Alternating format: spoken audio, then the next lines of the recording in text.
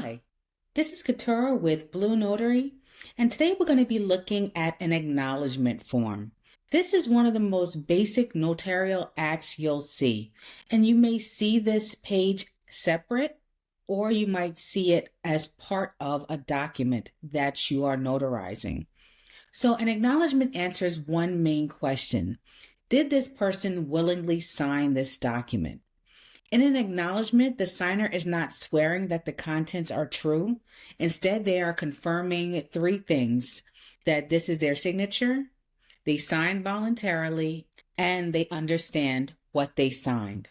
So in short, an acknowledgement confirms who signed and that they meant to do so. So here on this basic form, let's start filling it in. So we'll put State of New York, County of Orange, on the 19th day of January in the year 2026. And we'll put the name of the person who appeared before us to acknowledge. And we'll put Jane Doe.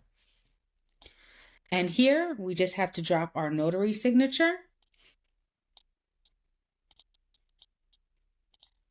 and our seal.